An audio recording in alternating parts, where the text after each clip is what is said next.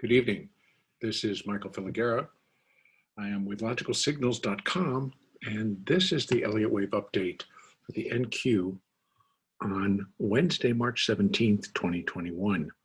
I have attempted to put some labeling on what has transpired thus far and what we're counting as a C wave up as part of an intermediate B wave, which in turn is in part of a larger primary wave A decline, and that's in turn a part of a larger cycle wave 4 corrective phase. So within this, excuse me, this B wave and its final C wave up, the labeling gets very sticky and gets very difficult actually once we've bottomed on this B wave. This is a nice clean 5 up, but then it starts to get very sloppy and weird, but I've tried to make sense out of it without necessarily breaking any rules. But within the B wave, that can happen. And more on that if we were to have an in-depth discussion on Elliott wave and charting. But to take it for right now, what it seems we are getting are more of three-wave declines, three-wave rallies, which can be acceptable within the confines of a B wave, and then also just within the entire structure that's being built here. And it is following a channel line, and so I'm not actually looking for it to break out of that channel before it reaches its top. And so right now I've done 1, 2, 3, 4, and we're looking for 5, wave 5, which does appear to be well underway, thanks in part to today's announcement from the Fed that they were holding interest rates steady, that they weren't going to raise them right now, holding them steady where they are. And that was a trigger for every fund manager, I guess, in the country to push the button and to come in and buy. That was the buy trigger, that interest rates are going to remain where they are. Good, let's spend the money. And so they ran in. But what did not go along with that is that the bond market did rally a little bit.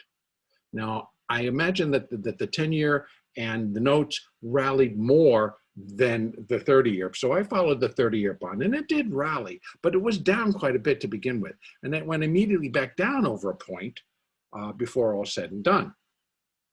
So I found it a little bit interesting how that could be a trigger to step in and buy when really nothing has changed other than interest rates that the Fed gives to large banks and large bond buyers is going to remain at a very low rate. So be it. In any case, we continue to count this wave. I'm now looking for one additional rally. I'm looking for it to actually get above that 13,287.25 high that we saw yesterday. So it got kind of close, and this would have been at 13,271, and that was at about noon today. Then it flunked and it dropped down, and now it's rallied all the way back, and it's just being very B wave in nature. And I know I've spent a little bit of time discussing the psychological profile, so to speak, or the profile or the characteristics of each one of these waves. And corrective waves are not easy to count to begin with because they can take so many different structural shapes. And so within this C wave, within this B wave, we are getting true B wave activity, and that could be very sudden moves and overextended moves and just out of the blue moves, as we have witnessed several times. First, straight off of the low that we had to finish A, that was a massive rally. In fact, that was a up 500 day. And so that was like, oh, okay. And we've had several of those. We've got a couple in here. Then we've had this tremendous rally over here. And another big rally there. These were all, and then a very serious decline. So it's not fitting in terms of that the trend is up, even though that tends to be the general consensus, that we remain in an uptrend when we need to compare this to the Dow Jones or to the S&P. which are in uptrends right now. The S&P went and made new highs, new all-time highs again today. The Dow pushes above 33,000, new all-time highs today. The Russell moved to new all-time highs. So the NASDAQ sits here.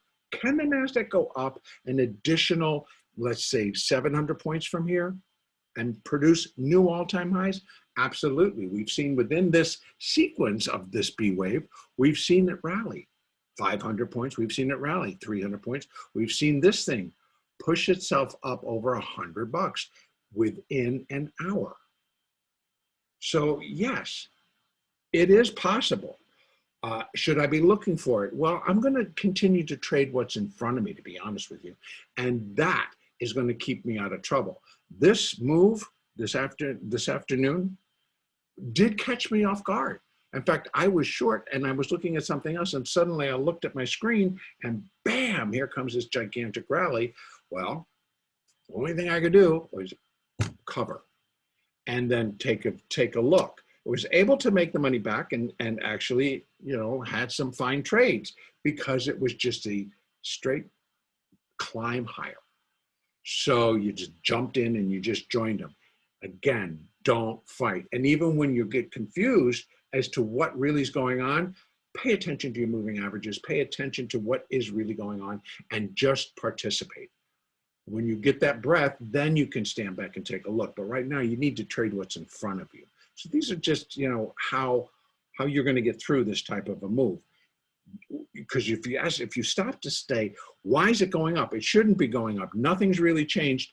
Is not going to stop what's happening. And so therefore, you're going to miss an opportunity. So it's very important to just continue to trade. Doing so, produce some very nice profitable trades. So we're going to continue to allow for upside. Now, first I will put, we had some fibs on here and they were like 13,400. We've had some a little bit above 13,300. And so that would be the first level. And then we had 13,400 and a little bit right above that. So I want to now just go and put some Fibonacci extensions on there, which may start to give us a little bit of a helping hand on what this fifth wave has potential to do. So I am going to take it from that low, the low of wave 2. I'm going to take it to the high at 87 right there. And then I'm going to bring it down to the bottom of wave 4, which I'm labeling as wave 4, which was in the Globex session today at 67.50. And where did you end up putting it? That's way too low. Let me redo that. Sorry about that. Let's undo it. Let's try it again because it came in really low. And it's going to be 80. And it's 87. There it is. We'll put that there. And this is actually at 67. Come on. Where is it?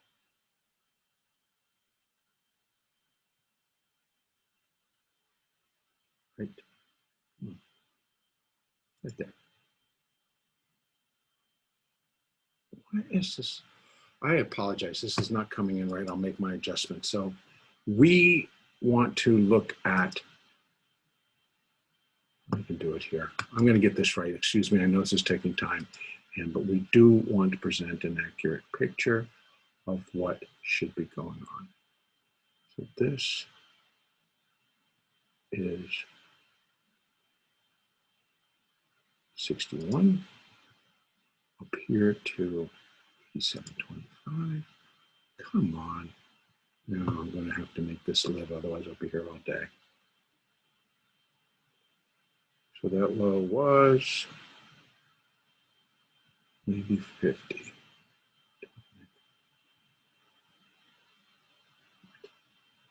Okay, 29.34, 6. I'm just going to put it right there. All right, so we have now some Fibonacci numbers coming up. We'll go back to my hourly chart and we'll take a look at these.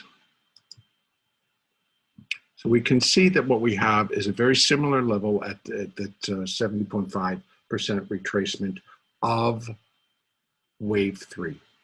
Would come in at 13,306. That would give us that new high.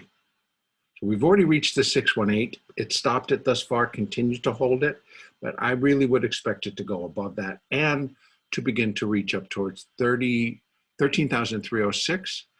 We have a little bit at 13,350, we'll call it, but we have 13,461, which is where wave 5 would be equal to wave 3. That I would not expect. I can expect it up into here because it didn't make that new high here. Now, could this all be done? Yes, but I don't anticipate that it is. I think we will reach one of these upper levels and possibly even 13,400 before all is said and done. Our hourly stochastic and momentum starting to wane, but that's kind of the market right now. And so that can flip and move higher as well. What we're going to be looking for coming off of all of this, say we get up there and then we start to come down, we're going to run Fibonacci's to give more accurate, but we can use these to start. We would start to need to break, again, our first moving averages, and then where these Fibonacci support levels come in. Ultimately, you can see that last night I discussed that we needed to break below that 200-day moving average. Well, it didn't happen. And it did, came back, held it, and it held it before it launched higher on the interest rate news from the Fed. So we have a lot of mixed bag news, and so it can produce sometimes more difficult trading. So you just have to really hang on to moving averages, to what the market will set as a trend early in the day, or sometimes, within that first hour or so. A trend should be set as to what the market intends or where the movement's going to be coming from. Pay attention to that. Pay attention to the breaking of your moving averages on the way down. And again, when you come over to your shorter term charts, you're going to be able to find these. So again, we have these same ones coming off, but you're going to see that right now, basically, the 2-minute is beginning to line itself up to go up. Now, that was an important thing today, that when this swung, it swung all of these moving averages into this thing is on it as it is going to go for a home run. So that rally that started, it was going to go for a home run. And that's pretty much exactly what happened. It did hit a home run. So we're going to look for that to continue. We're going to look if it starts to break first on the 2-minute, right? It's sitting right at the 50. It's hasn't come down and tested the 200 yet, which is still pointing up. The 50 has kind of started to turn lower, not a good sign, but then if we go to the 5-minute, still pointing up. If we go to the hourly, still pointing up.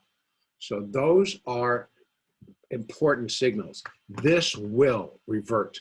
If this market continues or turns and starts to move sharply higher, you will see this do this. It will go and follow. So more important are going to be on your little bit longer term, like the 1 hour, the 5-minute, the 15-minute. You're looking at that 50-day and the 200-day. And the 20 actually comes into play for intraday type moves. So these will remain important, and we're going to keep our eye on those. So tomorrow I'm looking for higher levels. I'm looking for an additional move higher. We have Fibonacci resistance now in place, beginning just above 13,300, and then just above, we have some at 13,350, 13,300, 350, and then possibly even as up as high as 13,400. And that's it for tonight. Good trading for everybody tomorrow. And the next update will be Thursday.